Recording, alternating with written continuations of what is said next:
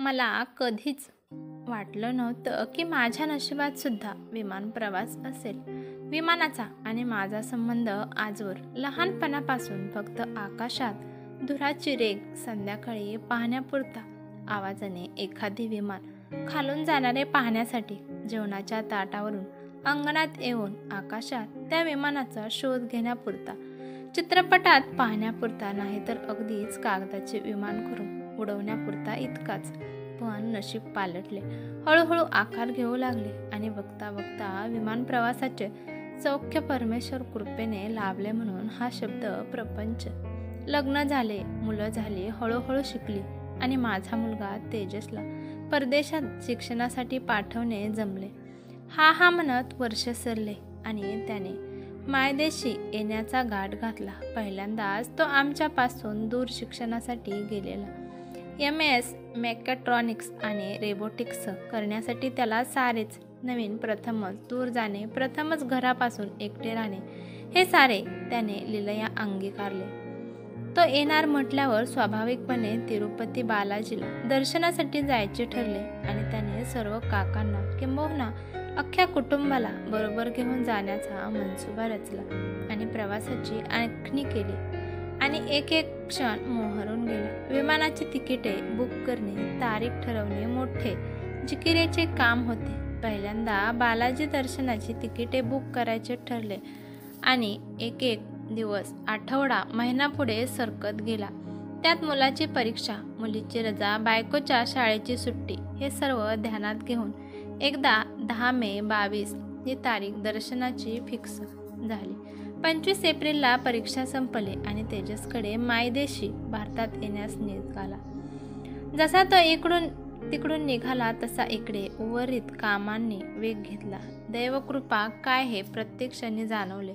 मुख्य म्हणजे विमानाची तिकिटे बुक करणे आणि तिरुमालाला येथे राहण्यासाठी रूम बुक करणे काही आमच्या हातात नव्हते. ते तेथे गेल्यावरच करावे लागणार होते. विमान प्रवास निश्चित झाल्यामुळे कोल्हापूर तिरुपती की बेळगाव तिरुपती याचा विचार सुरू झाला.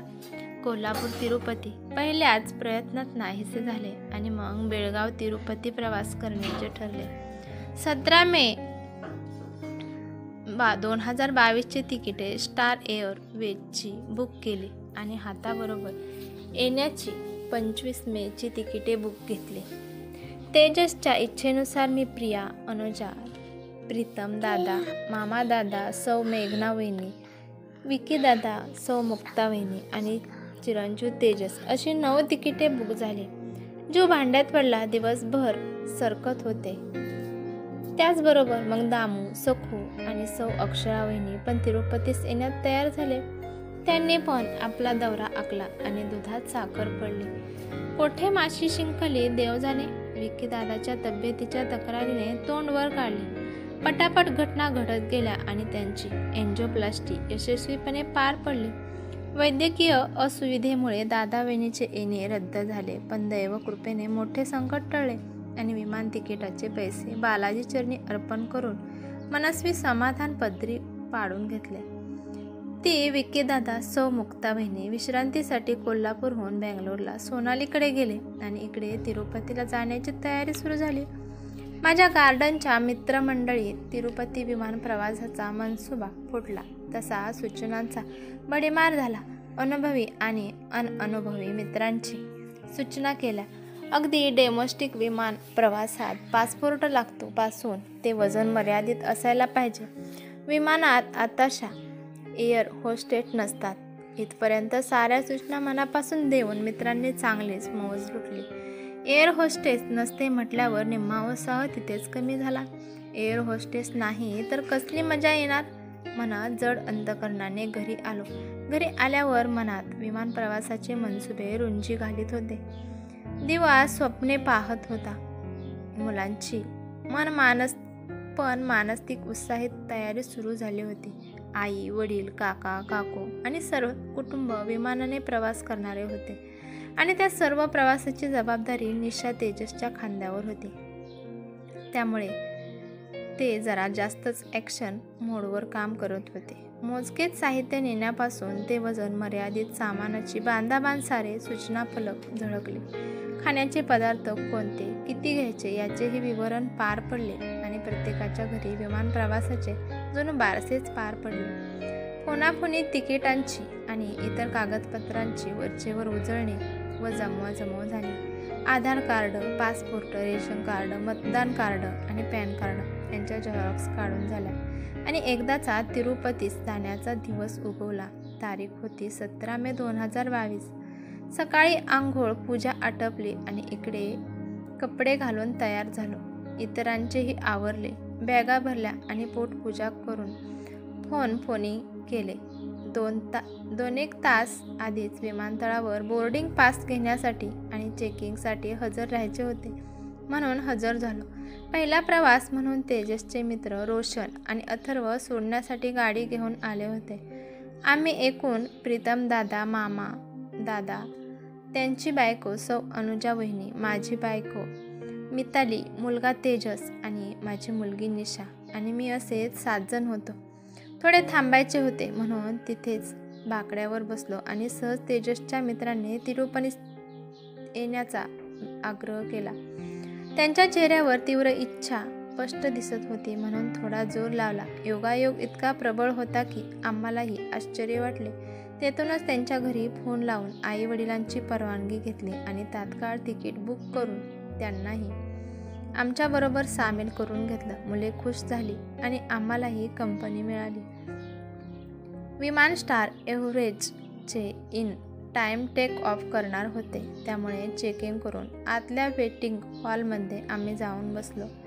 पहिली वेळ प्रत्येकाच्या चेहऱ्यावर वेगळेच तेज आणि हुरहुर जाणवत होती.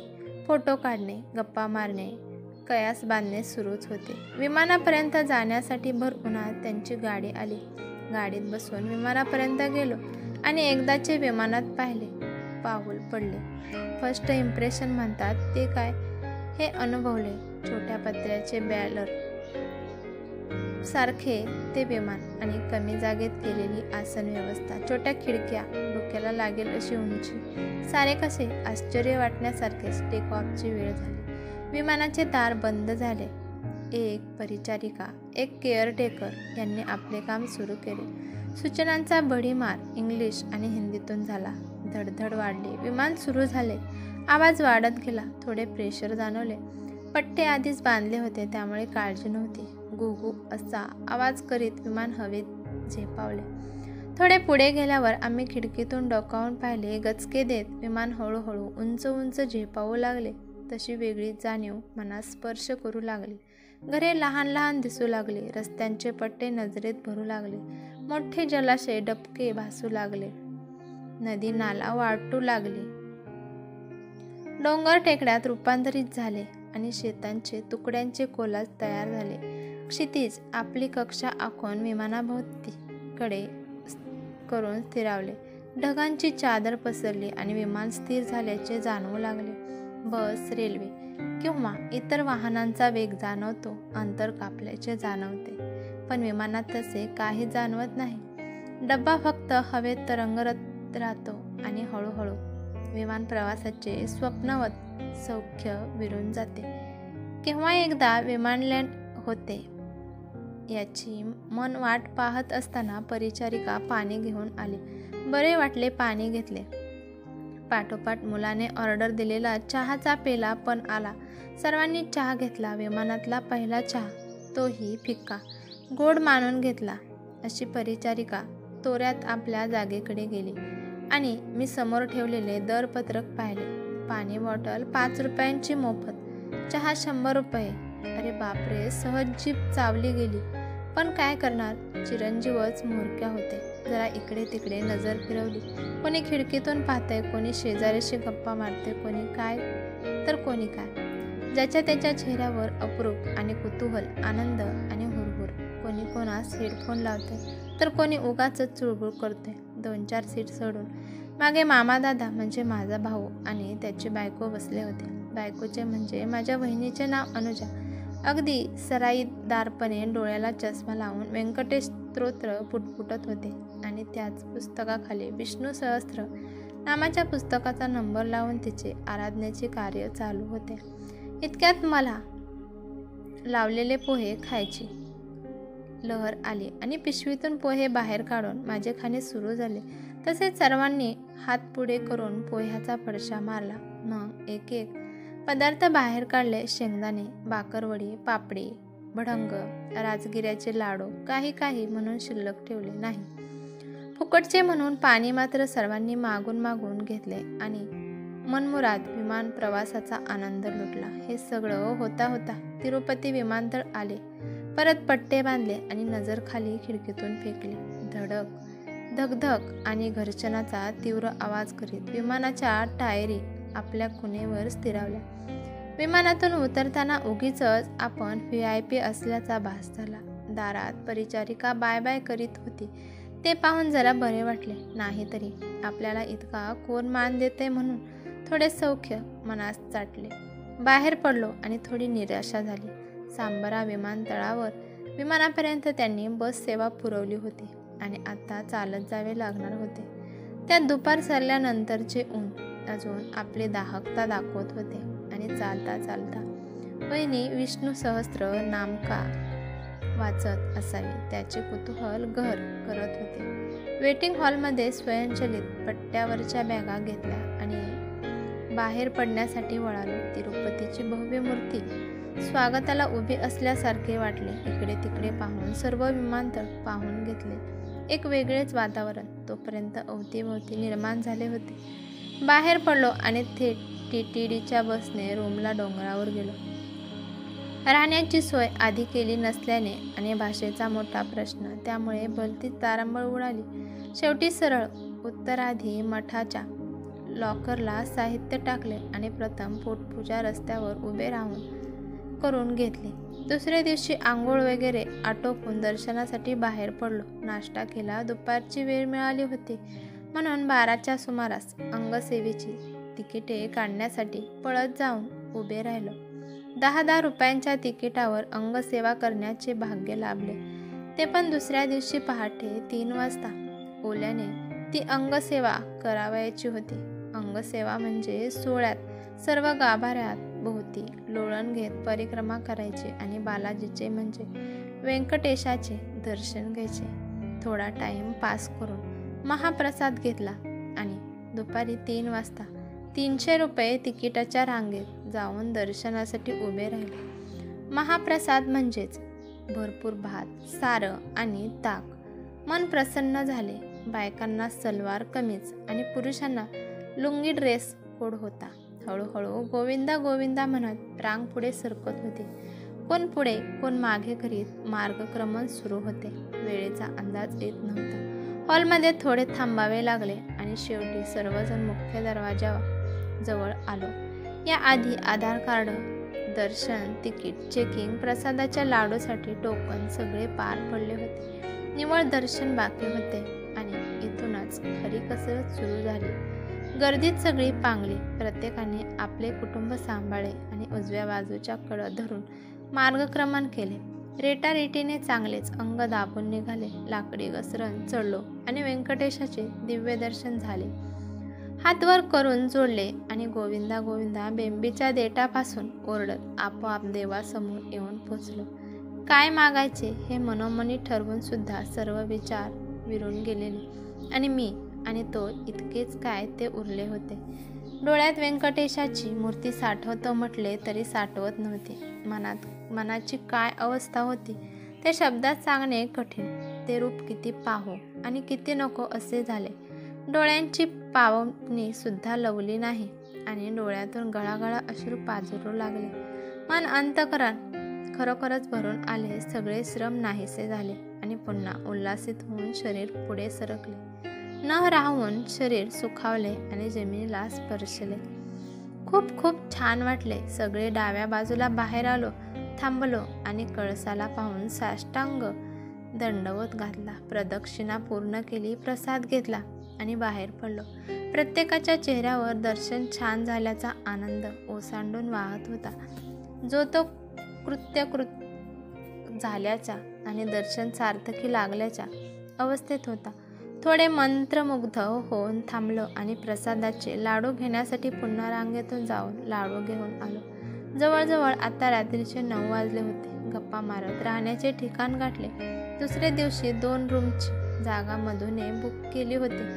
तिथे गेलो आणि दुसऱ्या दिवशीच्या अंगसेवेच्या दर्शनाची ओढ लागली. रात्री झोपणे झालेच नाही. मी, रोशन, तेजस आणि अथर्व चौघेच अंगदर्शनासाठी गेलो आणि 11:30-12 वाजताच रांगेत उभे राहिलो आणि 3-3:30 वाजता लोटांगण घालण्यासाठी गाभाऱ्याजवळ येऊन पोचलो. ही गर्दी आणि सगळे उघडे आडवे झाले आणि लोळण घेणे सुरू झाले. काय ती गडबड! एका पाठोपाठ एक धडकणे आणि पुढे सरकणे. इतका सुखद फरशीचा स्पर्श अंग पुलकित करून गेला. प्रदक्षिणा पूर्ण झाली आणि दर्शनासाठी पुन्हा त्या अलौकिक तेजासमोर नतमस्तक होण्यासाठी उभे ठाकलो. खूप छान वाटले. दर्शन प्रसाद घेऊन 6 वाजता रूमवर आलो. एव्हाना सर्वजण उठून आवरून बसले होते. आम्ही चहा घेतला आणि बसने तिरुपतने बसने डोंगर उतरून खाली आलो. एक वेगळाच आनंद अंगात वास करत होता. खाली उतरल्या गोविंदराजपट्टणम केले. मी आत देवळात दर्शनासाठी गेलो नाही. सगळ्यांच्या चप्पल सांभाळत बसलो. नंतर पद्मावती दर्शन घेऊन थोडा बाजारहाट केला. खाणेपिणे करून पुन्हा सारेजण विमानतळावर येऊन पोचलो. तिरुपतीतून सखू, दामू आणि मुक्तावहिनी, प्रीतम दादाची बायको ते सगळे बेंगलोरला रवाना झाले.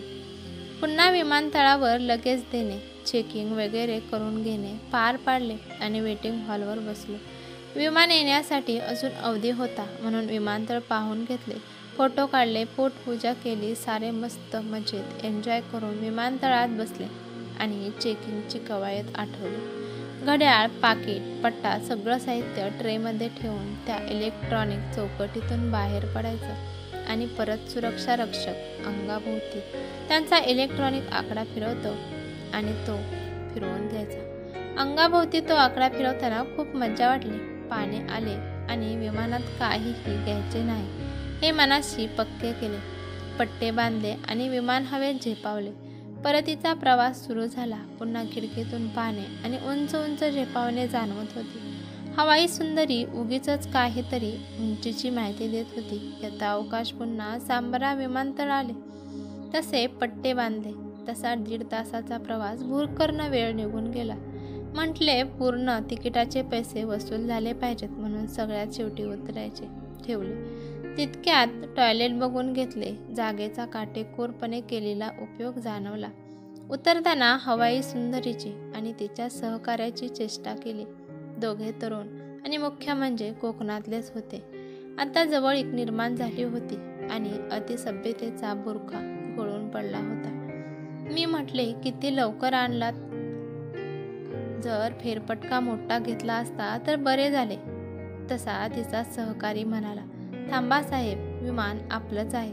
चला एक राऊंड मारून आणतो. मी म्हणालो, इतके म्हणलास यातच हौस भागली. आपण सेल्फी काढूया का? तसे दोघेही तयार झाले आणि त्यांच्याबरोबर आठवण म्हणून सेल्फी काढला. विमानतळावरून साहित्य पडलो आणि उन्हात वाट पाहत बसलेल्या गाडीतून सर्वजण घरी सुखरूप पोहोचलो. कुलूप काढून प्रथम पंखा लावला, हातपाय धुतले आणि चहा घेतला. मनातून ती तिरुपती दौऱ्याची ग्लानी अजून शांत झाली नव्हती. अप्रूपता टिकून होती. त्यातच अंतरात घर करून बसलेला प्रश्न सारखा चुळबुळ करू लागला. तसे मी द्राक्षायणी बहिणींना विचारले, बहिणी, विमानात तुम्ही का विष्णू सहस्त्रनामाचे वाच करत होता? तशी ती पटकन निर्मळ मनाने म्हणाली, काय जरा परमेश्वर इतक्या उंचीवर जरा जवळ येतोय म्हणजे लवकर त्यांच्यापर्यंत आपला आवाज पोहोचेल म्हणून वाचन केले. मीही तितक्याच मुश्किलपणे खुलासा केला. म्हटले, अहो, तुमचा प्रयत्न आणि पुण्यही सफल झाले नाही. ते बरे झाले, कारण इथे वरच्यावर कनेक्शन नाही, आधी खाली आणि सगळेच वर परमेश्वराजवळ. सगळे हसले आणि आमचा असा पहिला सर्व कुटुंबाबरोबरचा पहिला विमान प्रवास सफळ संपूर्ण झाला. परमेश्वराशी झालेली ही भेट कधीच विसरली जाणार नाही. गोविंदा गोविंदा म्हणून परत सगळे आपापल्या घरी परतले.